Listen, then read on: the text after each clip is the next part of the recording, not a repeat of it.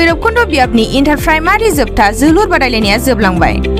उदालगुरि जिल्लानि सिङाव थानाय भैरबकुंड बियाबाव बिटिसिनि गुबुन गुबुन बियाबफोर बायदिनो भैरबकुंड ब्लक लाइमोन गांखंनि बानजायनायाव थांनाय 2 सेप्तेम्बर खालारनिफ्राय जागायजेननानै बियाबनि सिङाव थानाय गुबुन गुबुन जोलुर गेलेग्रा फोथाराव खुंबोजाबाय थादोंमोन।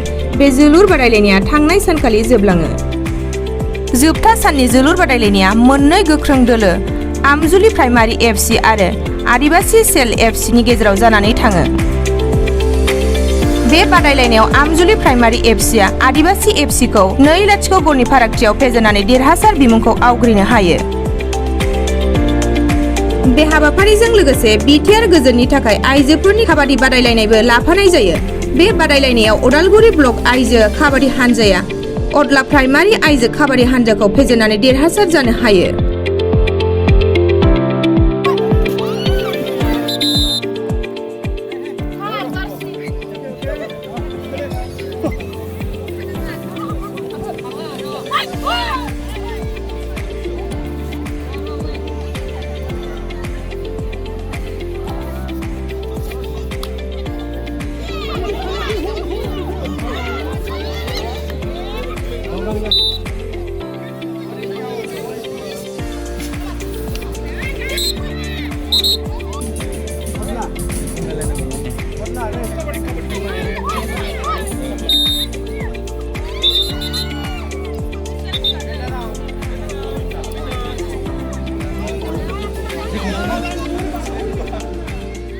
जोंहा उदालगुरि जिल्लानि सिङाव गासै मोनबा जोंहा ब्लक दङ।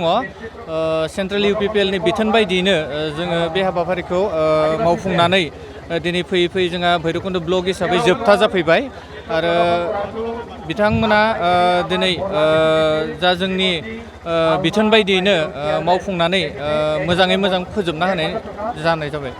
गुबै थांखि मा दङ जे खेला राजनितिक आफादनि सायाव राजखान्थिनि बाथ्रा सावरायनांगौ।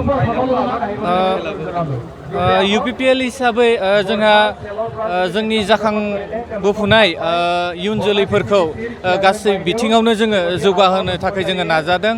जोङो जेरै खेला दुलानि बे बिथिङाव जोङो जोंनि लाइमोन जाय गेलेगिरि बिथांमोन बेबायदि जोङो स्कप होनो नाजादों। इयुनाव जाहाथे बिथांमोना बेबायदि स्कपखौ मोननानै गोजौ थाखोआव जाहाथे बिथांमोना दावगानो हायो। माबायदि स्कप होनो नाजादों जोङो दिनै इउपिपिएल हानजा हिसाबै जोङो 6 सिड्युलाव जोंहा फैबाय थानाय समाव जोङो गासै जोंनि 6 सिड्युलफोरनि टिम लानानै जोङो बेबायदि जोङो मेच जोङो जोंनि इउपिपिएलआ जोङो फाथिनो नाजादों। बेयावहाय थिग बेबायदिनो जोङो जोंनि इयुन जोलैफोराखौ जोंनि बे ओनसोलफोरनिफ्राय जोङो सेलेक्सन खालामनानै बिथांमोनखौ मोजां मोजां प्लेटफर्मखौ जोङो होनानै जाहाथे जोंनि 6 सिड्युल बे बिटिआर ओनसोलावबो जोङो मोजां मोजां गेलेगिरिफोरखौ मोननो हायो आरो बिथांमोनखौ जोंनि आइएसएल बा आइ लिग बेफोरबायदि टिमाव जोङो सासे गेलेगिरि मोजां गेलेगिरि हिसाबै बिटिआरनिफ्राय जोङो दैथायहरनो हायो। बिनि थाखाय जोङो पार्टि हिसाबै बा लाइमोन हिसाबै जोङो बेखौ राहा लानायखौ जोङो लुबैदों।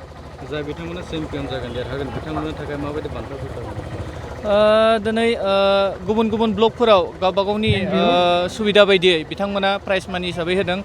जोङो दिनै भैरबकुंड ब्लकआव विनार हिसाबै बिथांमोना बा जोङो 30,000 जोङो थिक खालामनाय जादों विनारनि थाखाय आरो रानार्स आपआ 20,000 रुपिस। পোনপ্ৰথমে মই বড়োলেণ্ড বুবলি সকলো নিউজবিলাক মই ধন্যবাদ প্ৰকাশ কৰিছোঁ 38 নম্বৰ ভৈৰৱকুণ্ড ব্লক সমিতিৰ পৰা। যোৱা 6/9/2022 তাৰিখৰ পৰা আমাৰ 38 নং ভৈৰৱকুণ্ড সমষ্টিৰ সৌজন্যত আমি ইণ্টাৰ প্ৰাইমাৰী ফুটবল পিচ একৰ টুৰ্ণামেণ্ট আমি পাতিছিলোঁ। আজি চূড়ান্ত খেল আমি গেৰচন গাঁৱত আমি আজি অনুষ্ঠিত কৰিছোঁ। আজি ইয়াত আমি ফুটবলৰ ফাইনেলে মাত্ৰ নহয় আমি কাবাডী খেল হিচাপে ইণ্টাৰ প্ৰাইমাৰী 12টা আমাৰ প্ৰাইমাৰীবিলাকক লৈ আমি কাবাডী খেল অনুষ্ঠিত কৰিছিলোঁ। ইয়াত এতিয়া কাবাডীৰ ফাইনেল ৰাউণ্ড চলি আছে। এতিয়া 2:30 বজাৰ পৰা 3টা বজাৰ পৰা আমাৰ ফুটবল ফাইনেল শুরু হ'ব। তার মাজতে আমি কালচারাল প্রোগ্রাম এক রংসঙীয়া কার্যক্রম লৈ আমি উপস্থিত হয়েছো। এইটো খেল এটা আমি অনুষ্ঠিত কৰা অনলি গেম মাত্ৰ নহয়, এইটো এটা ভাতৃত্বভাৱ সকলৰ মাজত, জাতি জনগোষ্ঠী সকলৰ মাজত এটা ভাতৃত্বভাৱ গঢ়ি তুলিবৰ কাৰণে আমি UPPL 38 নং ভৈৰৱকুণ্ড সমষ্টিয়ে এইটো এটা ষ্টেপ লৈছোঁ, যাতে আমাৰ সকলো পাৰ্টিৰ মাজত এটা ভাতৃত্বভাৱ জাগি তুলিব আৰু আমাৰ গোটেই প্ৰাইমাৰীবিলাকৰ president, secretary, VCTC chairman, vice chairman সকলোকে ভালকৈ যোগদান কৰিছে। ইয়াত সকলোৱে সহায় সহযোগ আগবঢ়াইছে।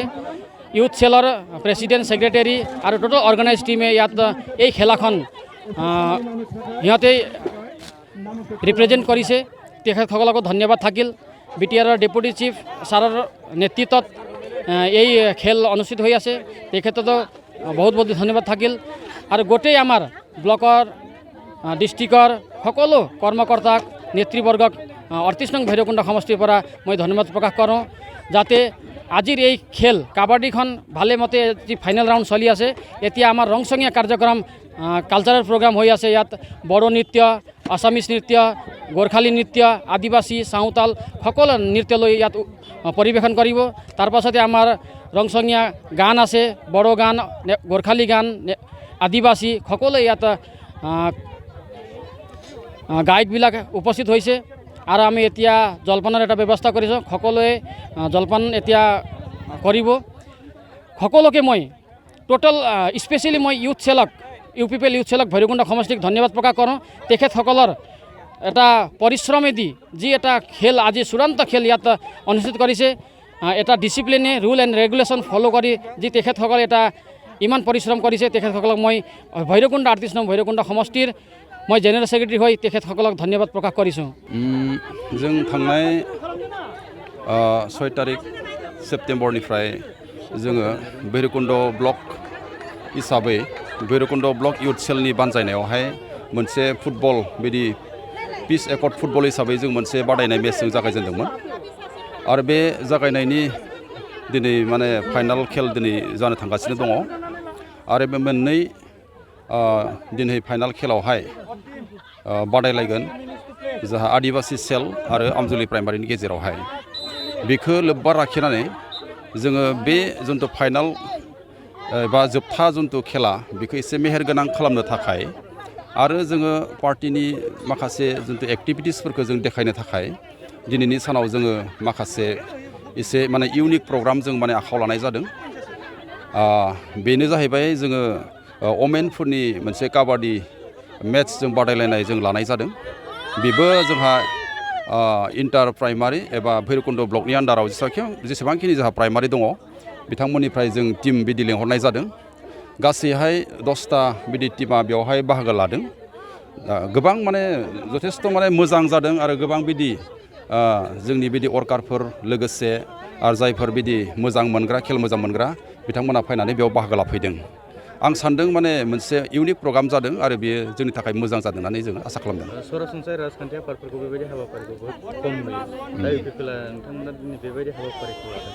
इन्टार प्राइमारि फुटबल गेलेनाय बा बायदिसिना खेला बिथिङाव खामानि मावदों।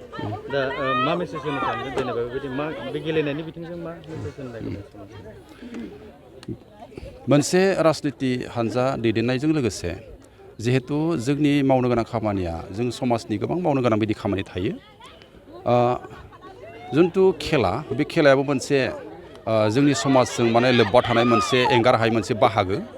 आरो बेनिखायनो जोङो एट द सेम टाइम जोङो बिदि डेभेलपमेन्टनि खामानिफोरजों लोगोसे जोंनि गामिफोराव जोंनि ओनसोलफोराव मोनसे खेला धुलानिबो एबा गेलेनायफोरनिबो मोनसे जांख्रिखांनाय लाबोनायनि जोंहा बिदि थांखिफोर दङ।